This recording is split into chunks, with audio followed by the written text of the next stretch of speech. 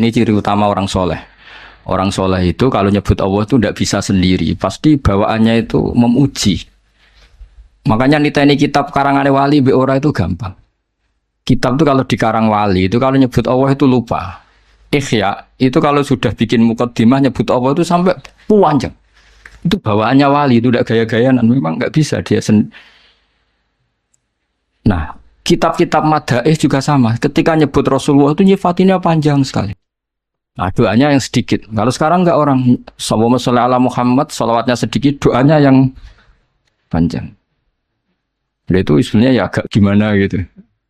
Kalau wali-wali itu enggak, kalau sudah muji Allah itu enggak bisa berhenti. Makanya di antara makalahnya Imam Syafi'i masyhur itu, fasihan idza ma kana fi dzikri rabbih wa fi ma siwahu kana fin nasi a'jama. Wali itu siapa? Orang fasihan idza kana fi dzikri rabbih. Dia sangat fasih ketika terkait dengan Allah. Fasih itu lantang, jelas, terus mengalir. Misalnya saya nyun sewu, ada orang enggak anaknya kiai kok jadi kiai. Itu saya tidak akan bicara ini keajaiban dunia, tidak. Inna wa ta'ala idza wahaba abdan a'ta wa idza arada ahadan la yastati ahadun ayamna. Mesti mujinya Allah kalau sudah berkehendak tidak ada yang bisa menghalangi. Meskipun ini anaknya orang biasa, kalau Allah menghendaki afadhu alaihi rahmatah, dia bisa jadi kiai. Karena Allah itu wasiat rahmatuh, karena Allah itu amat rahmatuh. Mesti mujinya ke Allah, bukan ke sama. Misalnya ada presiden, kalau ada anaknya presiden, Allah kalau menghendaki wa tu'izzu man tasya wa tuzillu man. Jadi yang dipuji itu Allahnya, bukan aktor manusianya. Jadi misalnya ada anak-anaknya orang miskin kok jadi orang kaya raya. Allah enggak terbatas rahmatnya sehingga orang miskin bisa saja kaya raya karena Allah itu wasiat rahmatuh, amat rahmatuh. Tapi kalau kamu enggak jadi wali, pancen iku pekerja keras, nasibnya bejo, nyebut Allah ora gelem, dasar gak wali gitu. Tapi kalau wali itu enggak nyebut Allah itu enggak lego. Ya sudah gitu. Jadi kalau saya wali ya misalnya nyebut kesulitan gitu. Allah kalau sudah menghendaki, enggak latihannya ya langsung kayak besar. Karena rahmat Allah enggak terbatas. Sekau usah latihan kiai santri 10, boyong kabeh karek loro. Engko balik neh 20, balik neh 100 kesuwen. Senombang lewat langsung 1000 dan seterusnya. Nah itu kalau saya wali misalnya, ini mujinya itu kabeh itu tidak. Oh, ini ada enggak terima. Ayo milih jadi wali apa milih enggak? Jadi kalau orang jadi wali jalur apa? Oh jalur istri deh. Jadi kalau wali itu muji Allah itu tidak bisa berhenti. Saya tuh tambah umur tuh ngerti. Ikhya itu kalau sudah muji Allah itu mengalir lama sekali. Nah, itu bawaan wali itu. Fasihan idza ma kana fi dzikri rabbih wa fi ma siwahu kana fin nasi a'jama. Tidak nyebut Allah itu tidak bisa. Makanya kata hikam al-aqil may yaqul madza yaf'alu wa bi wal ghafil yaqul madza af'al. Jadi kalau orang benar-benar bijak, benar-benar punya akal sebagai muwahhid, sebagai mukmin, di hatinya madza yaf'alu wa bi. Besok Allah dengan saya hubungannya gimana ya? Karena kita tahu ma taharraktu illa wa harrakan ya Allah, ma ta'allamtu wa ma 'allamtu illa wa qad 'allaman ya Allah. Semua diisnaskan la haula wala quwata illa billah. Makanya tadi Mbak Hasyim ketika nutup surat saja katabtu bibanannya masih muhauqilan musabbihan. Pokoknya keren. Nulis itu sambil baca tasbih. Kalau kamu nyurati murid kan supaya gak lupa kiainya ya gitu. Apalagi kalau sudah mapan. Niatnya itu agak-agak gimana. Itu tidak saya yang salah maksudnya. Kalau Mbak Hasyim enggak nulis itu masih hamidan musolliyan muhauqilan. Jadi itu kelihatan sekali kalau Mbak Hasyim itu waliyun min awliyaillahi ta'ala. Wa ana as'alullahal karim ar-raufar rahim ayyamunna 'aliyya wa 'alaihi. Jadi bima man nabihi 'aliyya ibadahu sholihin. Jadi bawaannya itu isnadul umur ilallah. Jadi saya berharap Allah yang ar-raufur rahim, al-barur rahim ngasih dia sebagaimana yang Allah kasihkan kepada hamba-hamba yang soleh. Jadi kabeh isnadul umur ilallah. Kul kullum min indillah. Jadi muji Allah terus. Ndak kok terus ini murid saya supaya nyai terus punya santri banyak, sowanannya banyak. Wah itu dunya tok ruwet deh. Jadi ayyamunna 'aliyya wa 'alaihi. Jadi apa guru sama murid itu menyatu dulu ayyamunna 'aliyya wa alaihi bima man nabihi ala ibadihi sholihin. Sama seperti ahli surga, ketika nanti masuk surga orang kok terus ingat amalnya, ingat prestasinya di dunia itu ndak. Faman nawwahu alaina wa waqana adzabas samum. Inna kunna min qablu nad'u innahu huwal barrur rahim. Jadi bawaannya orang soleh itu ketika kita nanti masuk surga. Sampean sebenarnya jajal nak masuk surga itu mesti spontan. Saya bisa begini karena faman nawwahu alaina. Allah memberi nikmat ke kita. Sehingga Allah juga yang wawaqona. Terus sampai saat terus faman nawwahu alaina waqona adzabasam. Inna kunna min qablu nad'u. Kita dapat nikmat sebanyak ini karena dulu kita minta Allah. Dan karena Allah bawaannya baik, ketika saya minta ya dikabulkan. Innahu wal barrur rahim. Jadi walhasil sama sebagian ahli surga ngendikan gimana ketika masuk surga. Alhamdulillahilladzi adzhaba annal hazan. Inna rabbana laghafurun syakur. Ketika masuk surga dan kita bebas, gak usah beli tanah tapi tanahnya luas. Kalau di sini beli tanah ada urunan barang ribet kan? Urunan libatno ketua alumni ribet-ribet. Ngono wae ora barbar. Nanti kalau di surga ada gitu. Alladzi ahallana daral muqamati min fadlillah yamasuna fiha nasabu wa la yamasuna fiha lughub. Jadi kalau di surga ya tabawa minal jannati haitsu yasha, atau kalau mutakalim ya natabawa minal jannati haitsu nasa. Itu enggak bayar itu. Kalau kita punya tanah luas itu harus ada nasab. Alladzi ahallana daral muqamati min fadlillah yamasuna fiha nasabu wa la yamasuna fiha lughub. Kalau di dunia ingin punya tanah luas repot enggak? Repot kan? Pilihannya urunan atau beli kerja keras atau jalan pintas sifat mertua tapi di istri. Semuanya itu nasab. Meskipun langsung punya tanah luas, kalau milik mertua takutnya sama siapa? Istri. Sama nasab lah. Semuanya asal di dunia itu lewat apa? Nasab. Tapi kalau di surga, alladzi ahallana daral muqamati min fadlih la yamassuna fiha nasabu wa la yamassuna fiha lughub. Dan sebagian ahli surga da'wahum fiha subhanaka wa tahiyyatuhum fiha salam wa akhiru da'wahum alhamdulillah. Jadi bawaannya orang baik itu enggak bisa enggak nyebut Allah. Intinya gitu. Tapi kalau kamu udah orang baik bar mangan glegekan enak saat ini. Cocok. Dasar gak wali. Tapi kalau wali mesti bawaannya alhamdulillahilladzi atamana wa saqana wa ja'alana minal muslimin. Tapi nak ra wali bar ngelem saat ini kurang pokoke. Ribet. Jadi wong bakat wali mbek ora ketara, kok raine wis ketara. Niki cerita mawon. Sampeyan ora usah tersinggung biasa. Jadi ora usah ngenteni wah ketara lah sih. Ketara mboten. Jadi ukuran wali itu fasihan idza ma kana fi dzikri rabbih wa fi ma siwahu kana fin nasi ajam. Ajam itu kalau ngomong selain Allah itu gak pati fasih. Karena gak tertarik. Wong cilik parman misalnya itu udah di kiai, udah di presiden misalnya, udah di bupati, kok udah di kiai gede ku piye ya asal usule gak tertarik. Wali lu tertarik inna wa ta'ala idza wahaba 'abdan a'ta wa lam yakun li ahadin man'uhu wa la hadruhu fa inna wa ta'ala idza arada shay'an qala lahu kun fayakunu yamsaka wa bidurin fala kasifala wa yurid ka bi khairin fa wa ala kulli shay'in qadir fala radda. Sifat itu kan diulang-ulang di berbagai ayat. Mujinya Allah. Memangnya kenapa kalau orang kecil jadi orang? Kalau Allah sudah mengendaki tidak ada yang bisa menghalangi. Rahmatnya Allah tidak terbatas. Orang kaya bisa dapat, orang miskin bisa dapat, anaknya kiai dapat, yang enggak anak kiai juga. Jadi mujinya Allah. Itu wali. Tapi nak wali malah drengki barang. Nah, wong cilik jadi wong ribet ngadepi wong wali ku ribet. Seorang eling pangeran drengki aduh sempurna. Iku nak daftar wali tak pelorot yakin.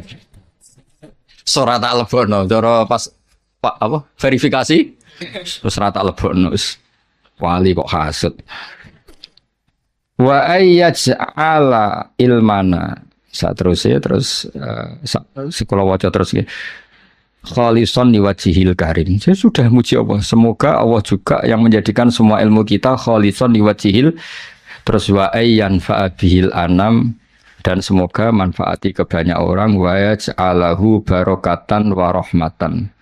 Jadi semua doa guru-guru kita yang namanya ilmu itu ya bawaannya bawa rahmat. Jangan tambah alim tambah bawa bencana. Bahwa ilmu ini barokah wa rahmah. Kayak Nabi Isa ngendikan apa wa ja'alani mubarakan aina ma kuntu. Jadi bawaannya orang alim kemana-mana itu ya bawa berkah.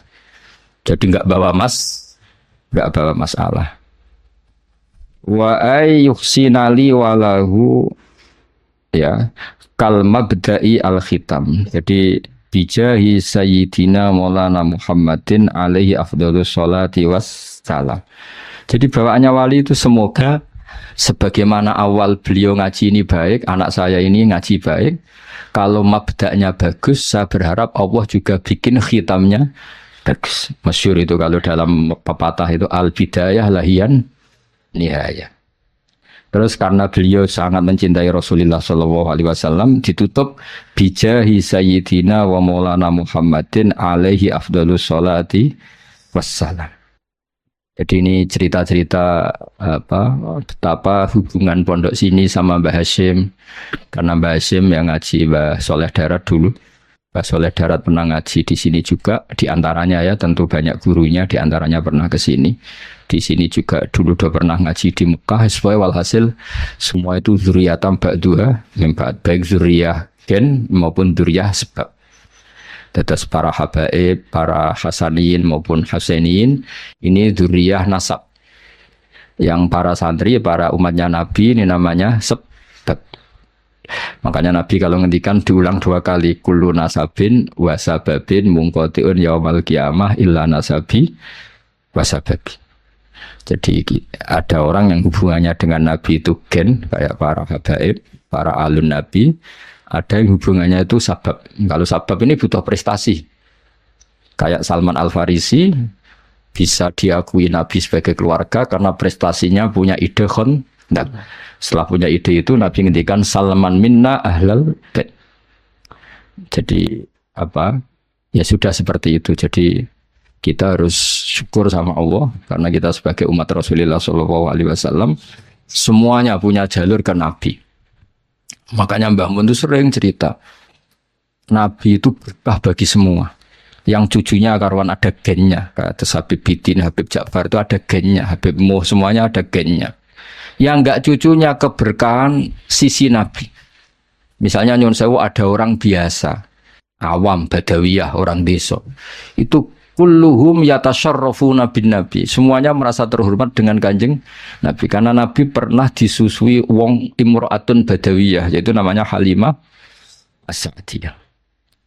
Orang Mesir ya bangga semua dengan Nabi karena istrinya Ibrahim yang akhirnya melahirkan Nabi Hajar itu orang apa? Mesir. Nanti orang-orang Palestina, orang Syam juga bangga karena Nabi Ibrahim itu orang sana, orang Syam, orang Palestina. Berarti Nabi juga Aryaniul asli, berbangsa apa? Arya. Makanya kiai-kiai ada namanya Arya itu bukan Arya.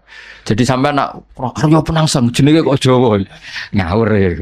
Arya Penangsang muridnya Ja'far Shadiq, muridnya Habib Ja'far Shadiq, muridnya Sayyid siapa? Ja'far Shadiq.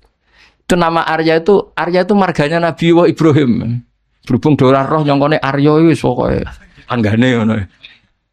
Jadi Nabi itu Aryaniul asli karena darahnya Nabi Ibrahim itu Aryani. Tapi orang cilik-cilik sing dadi wong cilik, iku ora usah cilik ati. Maka Nabi punya sisi ditakdir memang Allah menghendaki begitu menyusui sama imro'atun badawiyah namanya Halimatus Sa'diyah. Jadi ini yang dimaksud rahmatan lil alamin. Jadi sisinya Nabi ini sudah membawa berkah pada semua. Ketika Nabi bikin ajaran juga gitu. Yang kaya ya senang dengan ajarannya, yang miskin ya. Yang kaya ditarhib barokah sedekah. Wes wenang sing sugih ana barokah sedekah. Sing melarat gak kalah keren, nyelip swarga kacek 500 tahun. Tapi alhamdulillah sing melarat gak gelem dikomongi ngono, gak gelem. Kepengin melok sing sugih. Padahal swargane sampean mbek Gus Ulili cepet sampean 500 tahun. Gus Ulili dihisab tok, alpate seripet. Iku bapakmu tahu mertua. Iku seripet. Tapi nak sampean kan gak ono hisabe. Ondal wis gak mentolo malaikat. Ngangkang wis ondel gasap ya riyen ngangkang mriki ono. Wis ondel ijek apa? Gasap. Jadi ketika malaikat ngisap, iki ondele sapa? Gasap.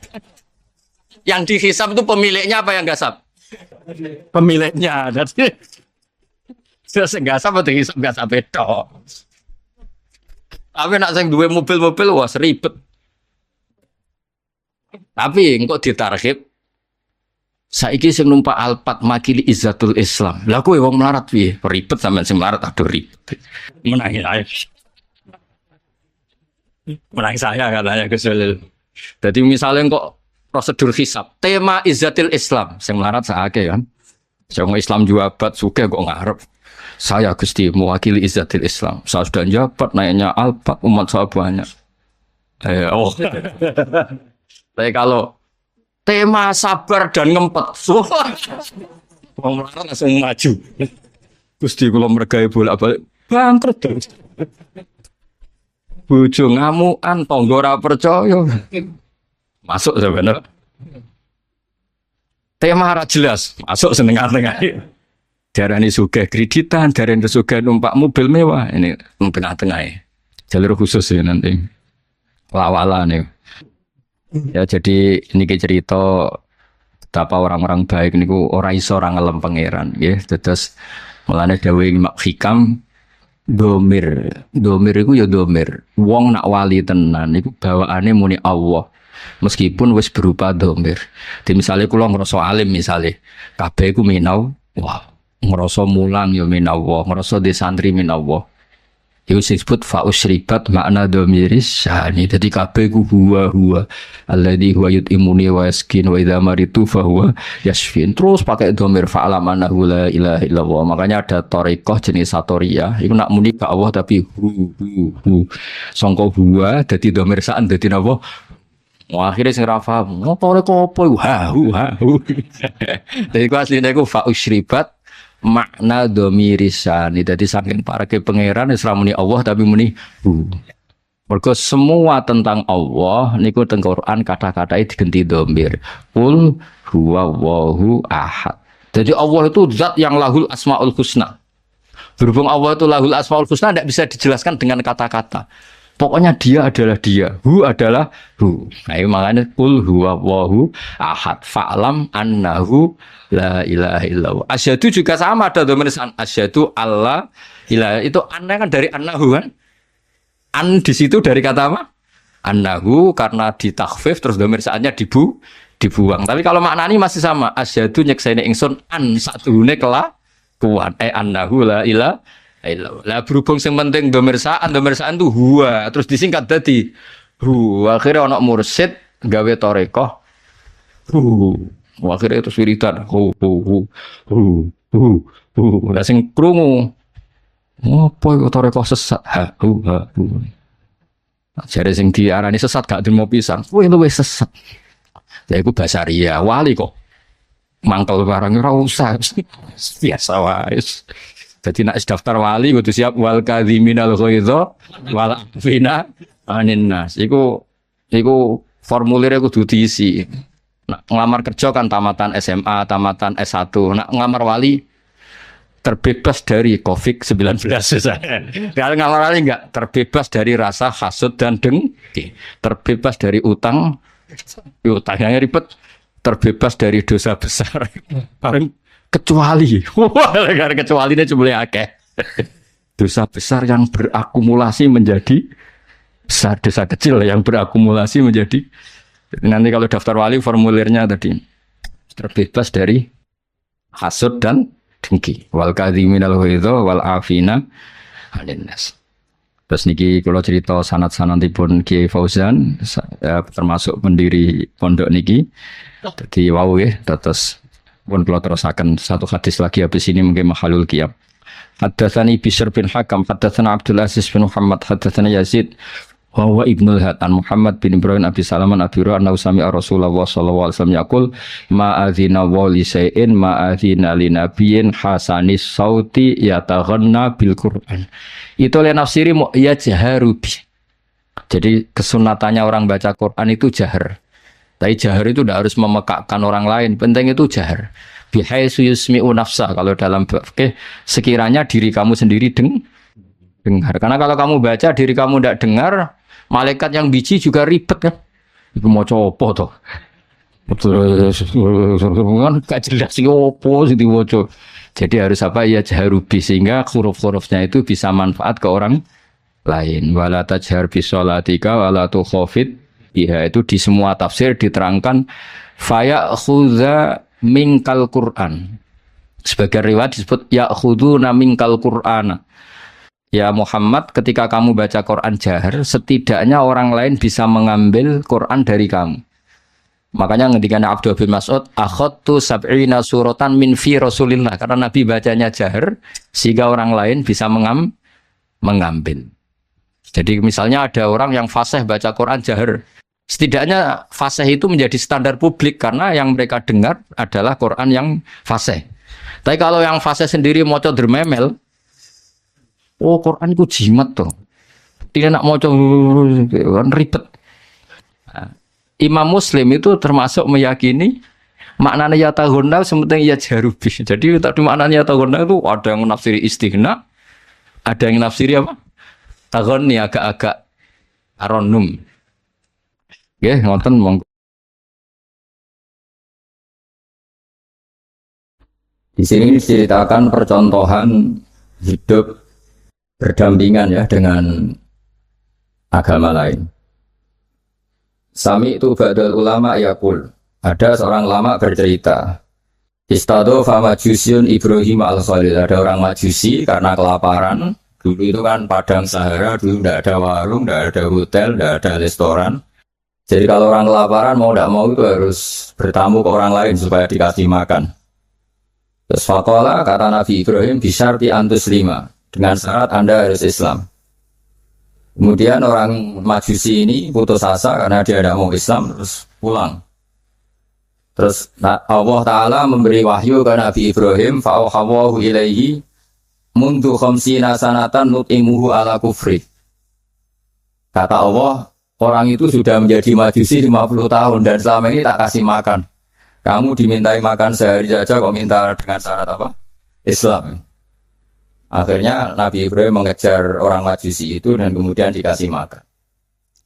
Jadi cerita-cerita seperti ini juga ada dalam khazanah kita sehingga membentuk perilaku para kiai Indonesia itu toleransinya luar biasa.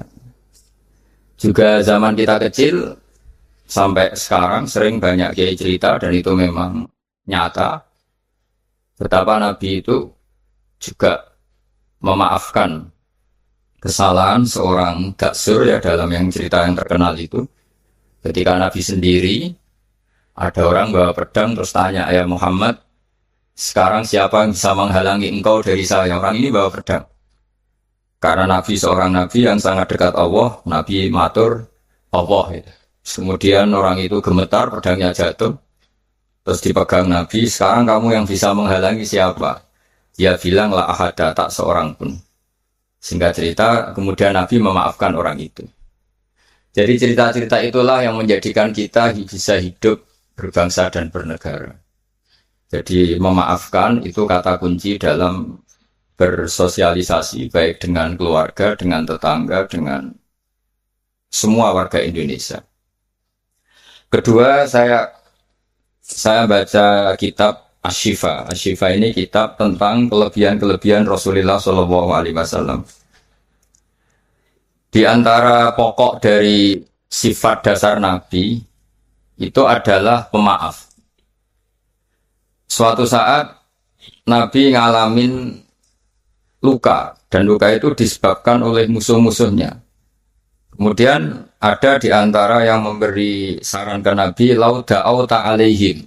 Mbok jenengan maksud no mereka karena mereka sudah melukai engkau terus sudah biadab sama engkau.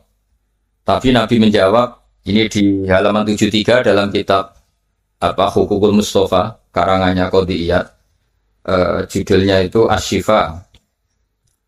Ini lam upat la'anan. Saya ini tidak ditugaskan Allah untuk menjadi tukang laknat, untuk menjadi orang yang sukanya menghabisi yang lain. Walakinni bu'istu da'iyan warahmatan. Tapi saya diutus untuk berdakwah yang baik, warahmatan dan menjadi rahmat. Terus Allahumma hdi qaumi fa innahum la ya'lamun. Ya Allah, beri hidayat kaum saya karena perilakunya demikian itu disebabkan karena ketidaktahuan.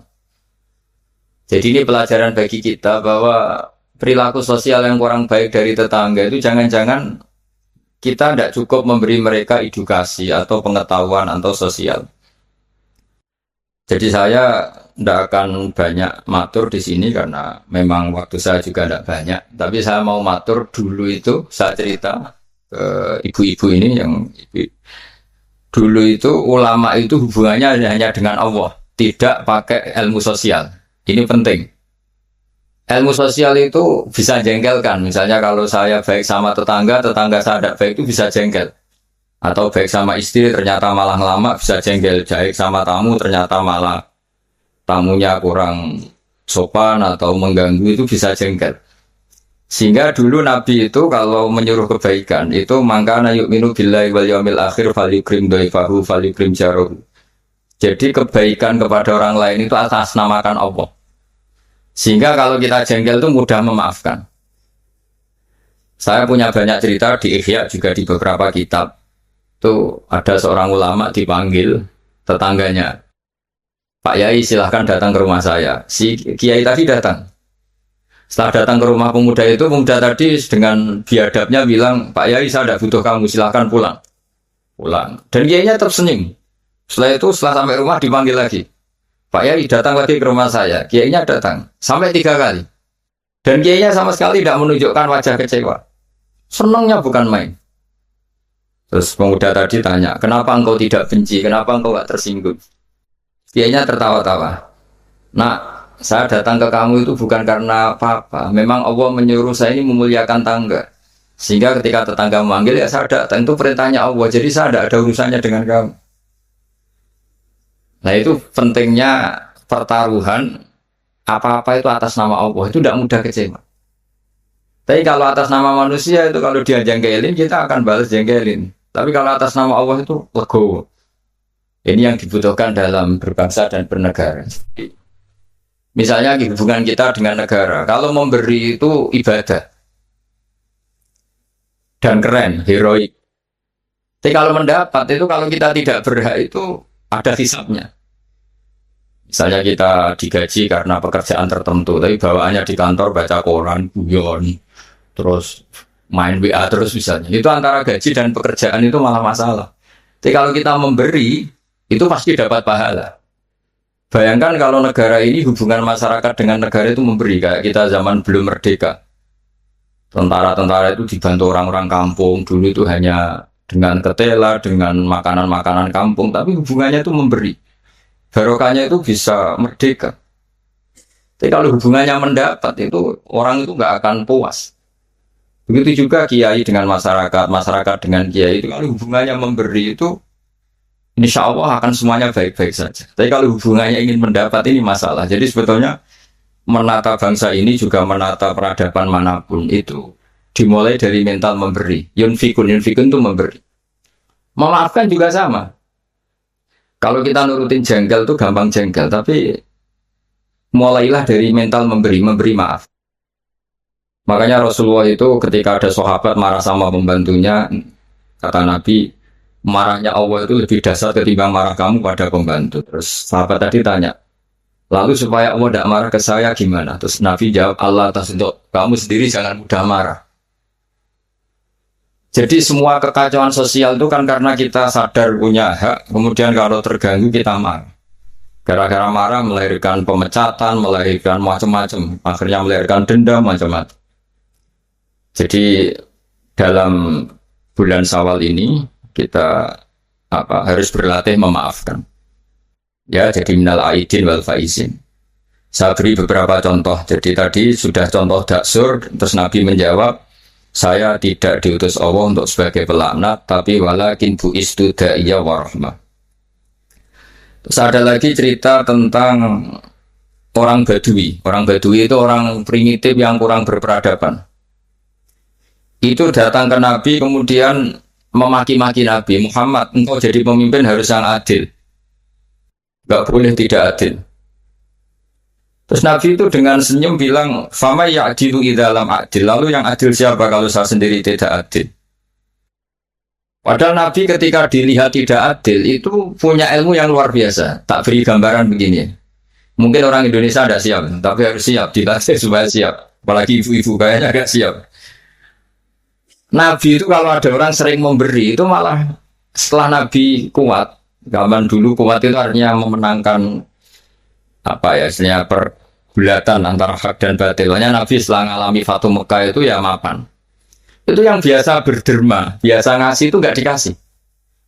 Tapi yang orang-orang barusan masuk Islam, barusan jadi orang baik itu dikasih banyak.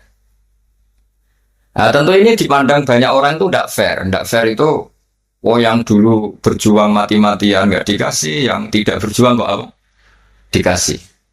Itu dianggap nggak adil oleh pikiran ini. Tapi cara berpikir nubuah tidak seperti itu. Cara berpikir nubuah itu orang yang biasa ngasih negara, misalnya berjuang kemerdekaan atau berjuang membebaskan Indonesia dari penjajah, itu mentalnya memberi ke negara. Ya itu sama Nabi malah, ya sudah mental memberi itu mental terbaik, nggak boleh diturunkan jadi mental mendapat. Itu cara berpikir Nabi. Kan nggak lucu kan, orang dulu biasa memberi, lalu pas tua, pas mau mati mentalnya ingin mendapat. Kalau enggak gerembeng, ini dari mantan heroik jadi mantan mantan heroik, terus sekarang mentalnya jadi sa'il peminta-minta, itu kan tidak keren, turun derajat. Tapi kalau orang kan nggak terima, dulu zaman miskin sama saya, setelah kaya kok lupa saya. Sebetulnya ketika miskin kamu bantu temen, ketika kaya biasa aja dia nggak bantu kamu, biar kamu ketemu Allah itu keren. Statusnya hanya membantu, bukan dibantu. Tapi ini insya Allah kayaknya banyak yang nggak siap. Jadi kalau kamu punya teman miskin, kok teman kamu jadi pejabat atau jadi orang kaya, biarin aja. Biar kamu tetap keren, itu dulu tak bantu. Sampai sekarang pun tetap tak bantu. Sekarang dia kaya, tidak minta bantuan saya, tapi saya tetap keren. Status membantu masih melekat. Tapi setelah kamu batalkan sendiri status Anda, karena kamu minta-minta, kalau tidak geremeng, maka dari status membantu menjadi peminta. Itu nubuah ya. Jadi nubuah itu pikiran yang super. Sehingga dan itu harus ditanamkan di hubungan kita dengan negara, dengan orang tua, dengan tetangga. Kalau bisa mental kita itu al-yadul ulya khairum al-yadis sufla. Mentalnya memberi. Kalau mentalnya memberi itu nggak gampang kecewa. Tapi kalau mentalnya tamak, didatangi bupati kok nggak ninggalin papa, didatangi gubernur pikirannya gitu, didatangi teman kaya begitu, didatangin apa saja itu kecewa gara-gara punya keinginan yang macam-macam. Tapi kalau mental kita memberi, tersiksa kita kalau tidak bisa memberi ke negara, memberi apa saja. Memberi ke negara ikut jaga stabilitas nasional, memberi ke tetangga paling tidak kalau tidak bisa bantu ya tidak ganggu.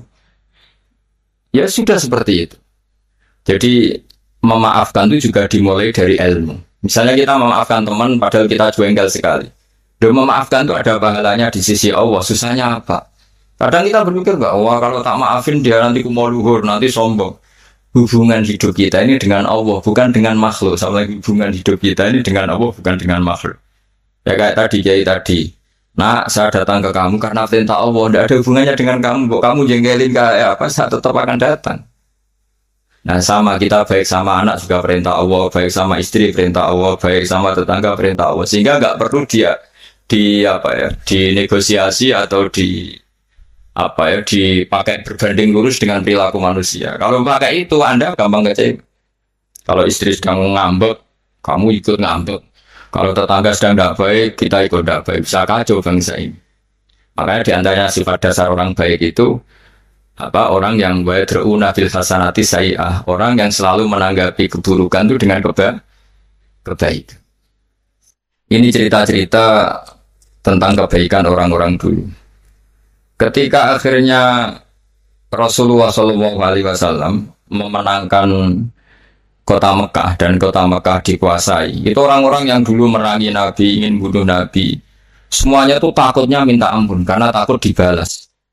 Tapi kemudian Nabi ngendikan ini halaman 75, ma taquluna inni fa'ilun bikum. Apa pendapat Anda kira-kira apa yang saya lakukan terhadap kalian? Karena kalian ini musuhi kita, ingin bunuh kita, dan dulu sangat biadab sekali. Ini pertanyaan Nabi ke orang-orang Quraisy, orang-orang Mekah. Itu jawabannya orang-orang Quraisy, orang Mekah itu qalu khairan akhun karim wa ibnu akhin karim. Engkau tidak pernah saya saksikan lihat sebagai orang yang bengis, orang yang keras, sehingga kita santai-santai saja ketika engkau menang. Karena engkau ini adalah akhun karim, wabnu akhin karim. Engkau saudara yang terhormat dan keluarga yang terhormat. Terus Nabi menjawab mereka, aku lukama qala akhi Yusuf la tasrifa alaikumul yaum. Idhabu fa antumut tulaqa. Saya akan mengatakan ke kamu sebagaimana Nabi Yusuf kepada saudara-saudaranya. Kita tahu kan saudara-saudara Nabi Yusuf ingin membunuh Nabi Yusuf, dicemplungkan ke sumur. Apa saja yang sifatnya biadab pernah dilakukan semua sama saudaranya Nabi Yusuf. Tapi ketika beliau jadi raja di Mesir, semuanya dimaafkan. Bahkan dikasih fasilitas luar biasa. Padahal mereka saudara yang sangat biadab. Dan itu pun yang dilakukan Nabi, niru Nabi Yusuf, atau istilahnya ya sama perilaku Nabi, la tasriba alaikumul yaum. Saya menghadapi kalian kayak Nabi Yusuf menghadapi saudara-saudaranya, yaitu memaafkan. Terus idhabu antumut tulaqa. Ya sudah, kamu pergi saja, kamu akan terbebas dari tuntutan saya. Jadi ini cerita-cerita tentang betapa baiknya Rasulullah SAW. Dan kebaikan itu pula yang harus kita tiru, yaitu dimulai dari memaafkan. Wal afina anin nas. Nah sekarang masalahnya itu orang itu susah memaafkan. Itu sebabnya sederhana. Karena hubungan ibadah kamu itu masih dengan makhluk. Kalau makhluk itu kali janggalin betul. Nah itu Anda berarti didikte oleh makhluk, didikte oleh manusia. Caranya gimana? Kita harus dilatih hanya didikte oleh Allah Subhanahu wa ta'ala, di mana Allah itu mendikte kita, mengarahkan kita, memandu kita supaya mudah memaafkan. Makanya hubungan dengan istri, dengan itu ya Allah bayangkannya gitu. Wa ashiruhunna bil ma'ruf. Kamu harus berkawan secara baik. Terusannya ayat fa'in karihtumuhunna. Jika suatu saat kamu benci sama istri kamu karena perilaku tertentu, fa'asa antakrahu syai'a wa yaj'alallahu fi khairan katsira. Jadi bisa saja di watak yang kamu benci itu ada kebaikan yang banyak. Saya berkali-kali menyontohkan, misalnya punya istri sering marah itu bagus. Kalau istri kamu ramah, setiap lelaki disenyumin, yang pusing juga kamu. Jadi kalau marah itu kan nggak ada yang berani goda, itu saja begitu. Alhamdulillah. Meskipun ya kalau marah terus mungkin suaminya jantungnya terus mati, tapi kan ya maksudnya lihat sisi positifnya. Dulu lama itu begitu. Ada orang berteman sama-sama miskin, terus berteman lagi sama-sama kaya. Setelah sama-sama kaya, yang satu itu jatuh miskin sekali. Terus setelah miskin, teman-temannya nggak main ke rumahnya. Terus dia diprovokasi oleh orang sekelilingnya. Itu teman kamu yang kaya-kaya biadab sekali. Setelah kamu miskin, nggak ada yang jenguk kamu. Padahal yang miskin ini sudah jadi buruh boto atau buruh manol di pasar, buruh amal. Ya. Terus dia mulai menggerundel. Wah, teman-teman saya ngawur sekali. Setelah saya miskin, nggak ada yang kesini. Datanglah seorang habib, orang alim, memberi nasihat. Bagus nggak kesini, katanya. Terus kaget kan dia, kenapa? Coba kalau kamu jadi tukang manol gini mantan bos, teman-teman kamu datang kan jadi tontonan, mendingan lupa. Oh iya ya, iya kan misalnya kamu miskin, terus teman-teman kamu tetap datang, pas buruh di orang, pas jadi kernet atau jadi pembantu, betapa malunya. Bagus mana yo? Bagus dilupakan apa bagus diingat? Bagus dilupakan.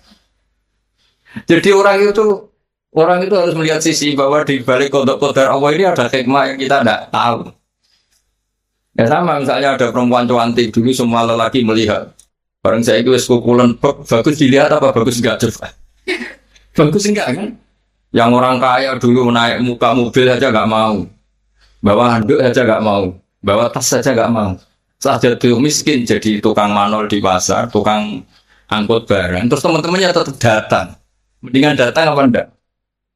Enggak kan daripada jadi tonton. Ya di sini tuh kearifan ulama orang tuh harus dilatih. Makanya saya ini ditamani orang ya seneng, enggak ya seneng. Kalau ditamani seneng ya nambahi konco, enggak ya seneng. Berarti dosanya enggak diganggu, semuanya tak anggap seneng semua hidup. Jadi apa ya? Pokoknya semua yang dari awal itu asik, indah sudah. Saya kenal orang ya seneng, enggak kenal ya seneng sudah sama. Karena Allah sendiri yang tahu hikmahnya. Makanya saya berkali-kali bilang, Imam Syafi'i itu orang saya berkali-kali bilang. Imam Syafi'i itu bilang punya teman banyak ya enak katanya. Karena dengan punya teman ya teman sosial lah enak. Nggak punya teman ya enak. Itu saya berkali-kali cerita. Ya Imam Syafi'i banyak orang tuh nggak seneng jenengan. Alhamdulillah beneran deh. Kenapa? Orang arah utang ya. Jadi kalau kamu nggak disenangi orang satu kampung tuh artinya mereka nggak akan utang kamu, pinjam mobil kamu. Tapi nak seneng, ribet kan? Jadi seneng ya ada hikmahnya, nggak seneng juga ada. Ada lagi yang lapor, Imam Syafi'i, orang yang tadi cium tangan Anda, yang hormat Anda, di belakang tuh ngerasani kamu. Jadi Imam Syafi'i, alhamdulillah, berarti saya wibawa. Buktinya depan saya nggak berani. Jadi dianggap enteng saja. Jadi orang dulu itu segampang itu melihat fakta. Yaitu ilmu ini yang menjadikan orang tuh udah uring-uringan cara Jawa. Karena ilmunya luas, nggak gampang emosi. Jadi ya seperti ini, saya ini kan jam tidur saya kalau saya terganggu ibu-ibu. Tapi anggap saja ini rumah Kanjeng Nabi. Setelah saya pulang, tidak saya ganduli. Nanti suaminya tersinggung, masa ibu itu. Ya sudah kalau mau pulang saja biar suaminya agak cemburu. Malah ribet kan. Jadi dianggap enteng saja hidup oleh ulama-ulama dulu karena ilmunya cukup. Makanya Imam Abu Hanifah paling dikenang dalam makalah paling terkenal itu Allahumma. Kata Imam Abu Hanifah ketika munajat sama Allah, ya Allah, mandoko bina sodru falsu duruna ittasaati. Orang yang melihat saya itu nggak mampu sehingga dia mangkal, sehingga dia nggak bisa nerima sikap saya. Tapi hati saya bisa memaklumi mereka. Misalnya kita kaya, top, terus banyak yang hasut.